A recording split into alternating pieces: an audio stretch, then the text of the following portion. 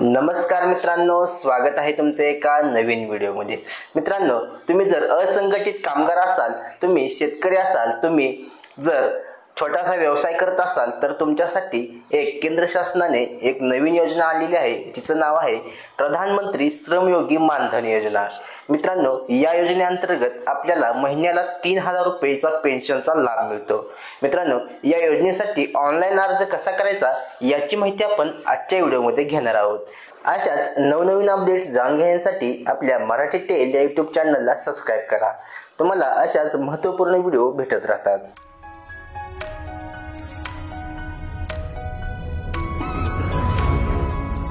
सर्वप्रथम Google मध्ये eShram.government.in ही website open करायची आहे। आता आपल्या समोर अशा प्रकारचा इंटरफेस ओपन होईल। मित्रांनो, इथे आपल्याला उजव्या बाजूला दोन ऑप्शन दिसत आहेत, एक रजिस्टर ऑन ई-श्रम कार्ड आणि रजिस्टर ऑन मानधन इन। मित्रांनो, तुम्हाला मानधन योजनेसाठी अप्लाय करण्यासाठी आधी ई-श्रम कार्ड काढणे आवश्यक आहे।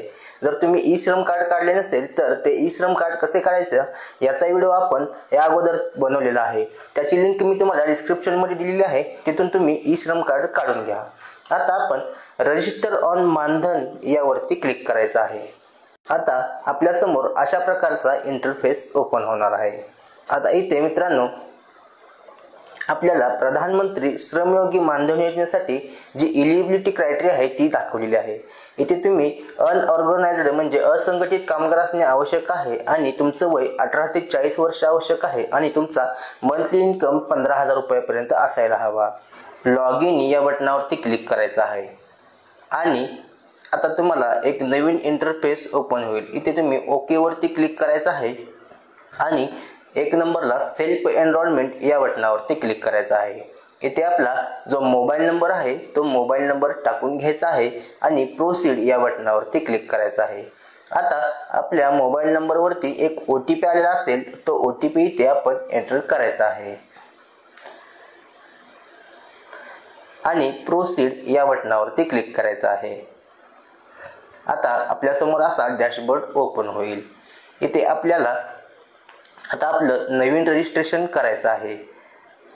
आता इथे 2 नंबरला सर्व्हिस या बटनावरती क्लिक करून एनरोलमेंट फॉर PMSYM यावरती क्लिक करायचं आहे। आता इथे आपल्याला are you registered in eShram तर येस वरती क्लिक करायचा आहे आणि आपला जो ई-श्रम कार्डचा नंबर आहे तो ई-श्रम कार्डचा UN नंबर इथे एंटर करायचा आहे। आता इथे आपली जी जन्मतारीख आहे ती जन्मतारीख टाकून घ्यायची आहे।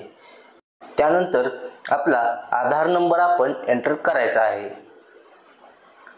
व व्हेरीफाय या बटनावरती क्लिक करायचं आहे। आता आपल्या आधार नंबरवरती एक OTP आलेला असेल, तो OTP आपण इथे एंटर करायचा आहे आणि प्रोसीड या बटनावरती परत एकदा क्लिक करायचं आहे।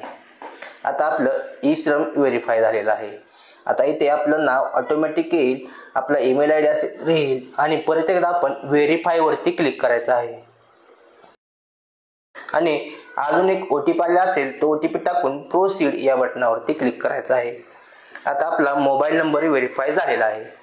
आता इथे आपला जो ॲड्रेस आहे तो ॲड्रेस आपण इथे टाकून घ्यायचा आहे आणि इथे तुम्हाला अदर डिटेल्स मध्ये तुमचं जे ऑक्युपेशन म्हणजे तुम्ही काय काम करता ते काम इथे निवडायचं आहे। इथे बरेचसे ऑप्शन आहेत, त्यातून तुम्ही जे काम करता ते निवडायचं आहे आणि जर तो ऑप्शन तिथे नसेल तुम्ही जे काम करताय तर तुम्ही अदर्स हा ऑप्शन निवडू शकता। तुम्ही जर whether member beneficiary NPS ESIC आणि EPFO वरती नो करायचं आहे, टॅक्स पेअर असेल तर येस, नसेल तर नो वरती क्लिक करायचं आहे, कन्सेप्ट ॲक्सेप्ट करायचं आहे आणि प्रोसीड या बटनावरती क्लिक करायचं आहे। आता आपली ॲप्लिकेशन इन्फॉर्मेशन रजिस्टर्ड झालेली आहे। आता आपण ऑथेंटिकेशन टाईप आहे तो OTP निवडायचा आहे आणि इथे बायो ऑथेंटिकेशन वरती क्लिक करायचं आहे। आता इथे वरचा जो कन्सेंट आहे तो कन्सेंट आपण ॲक्सेप्ट करायचा आहे आणि जनरेट OTP या बटनावरती क्लिक करायचा आहे। आता परत एकदा इथे आपला कन्सेंट ॲक्सेप्ट करायचा आहे आणि जनरेट OTP या बटनावरती क्लिक करायचा आहे। आता आपल्या मोबाईल नंबरवरती एक OTP आलेला असेल, तो OTP टाकायचा आहे आणि व्हॅलिडेट OTP या बटनावरती क्लिक करायचं आहे. आता आपला जो OTP आहे तो व्हॅलिडेट झालेला आहे आणि आपला फॉर्मवरती आपण रिटर्न येईल. आता इथे आपल्याला बँक आणि नॉमिनी डिटेल्स फिल करायचे आहे. आता इथे बेनिफिशरी कॉन्ट्रीब्युशन मध्ये तुम्ही फ्रिक्वेन्सी म्हणजे तुम्ही महिन्याला हप्ता भरू शकता की 3 महिन्याला की 6 महिन्याला. आता आपण मंथली 90 रुपये भरायचा आहे, त्यामुळे आपण मंथली 90 रुपये वरती क्लिक करायचं आहे आणि ते तुमच्या अकाउंट डिटेल्स तुम्ही ई-श्रम कार्ड नुसार येतील आणि तुम्हाला जर चेंज करायचं असेल तर तुम्ही इथून चेंजही करू शकता. आता मला चेंज करायचे आहेत, मी ते IFSC कोड टाकून घेतो आणि व्हेरीफाय वरती क्लिक करतो. आता माझा जो अकाउंट होल्डर नाव असेल ते अकाउंट होल्डर नेम इथे आपण टाकून घ्यायचा आहे आणि खाली आपला अकाउंट नंबर टाकून घ्यायचा आहे. जर तुम्ही नॉमिनी डिटेल्स टाकू इच्छिता तर तुम्ही नॉमिनी इथे निवडू शकता आणि कन्सेंट ॲक्सेप्ट करून सबमिट आणि प्रोसीड या बटनावरती क्लिक करायचा आहे. आता आपल्या समोर असा जो मॅन्डेट फॉर्म आहे तो मॅन्डेट फॉर्म ओपन झालेला आहे. आता हा मॅन्डेट फॉर्म मित्रांनो काय करायचा आहे, आपण हा मॅन्डेट फॉर्म ओपन करायचा आहे, आपण हा मॅन्डेट फॉर्म डाउनलोड करायचा आहे, आपण त्याची प्रिंट काढायची आहे आणि इथे आपल्याला जे 3 कॉलम आहेत त्यामध्ये खाली आपलं साइन करायचे आहे आणि तो मॅन्डेट फॉर्म आपण परत एकदा अपलोड करायचा आहे. इथे आपल्याला साइन करून तो मॅन्डेट फॉर्म आता इथे आपल्याला अपलोड करायचा आहे. 4थ्या स्टेजला आपण आपला मॅन्डेट फॉर्म जो आहे तो आपण अपलोड करायचा आहे.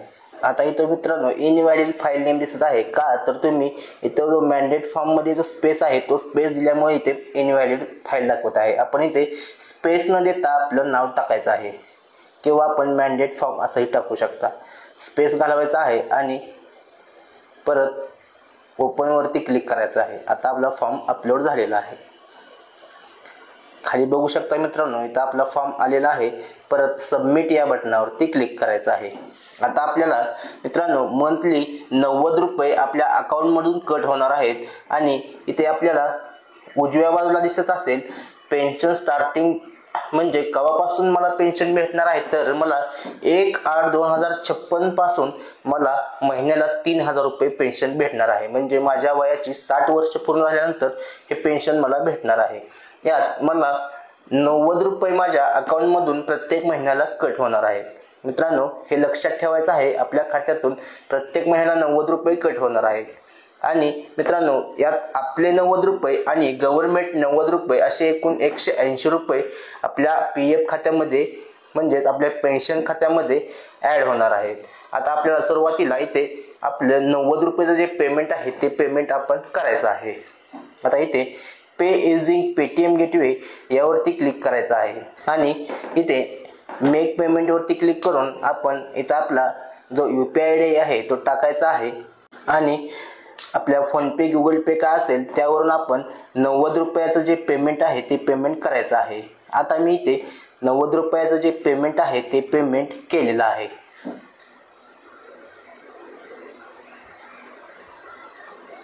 तुम्ही पाहू शकता इथे माझं जे कार्ड आहे ते कार्ड इथे तयार झालेलं आहे.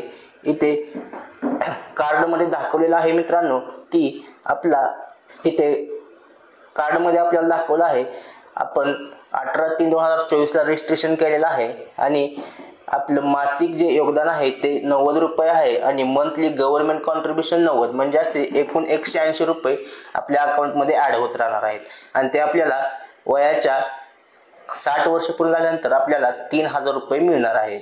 अशा प्रकारचे मित्रांनो हा श्रमिक म्हणजे प्रधानमंत्री श्रमिक योगी मानधन योजना अशा प्रकारची ही योजना आहे. मित्रांनो ही चांगली योजना आहे. तुम्ही हे कार्ड काढून घेऊ शकता आणि तुम्ही महिन्याला 90 रुपये भरून आपले जे PF असेल ते आपण इथे कॉन्ट्रीब्यूट करू शकता. धन्यवाद मित्रांनो. जय हिंद, जय महाराष्ट्र.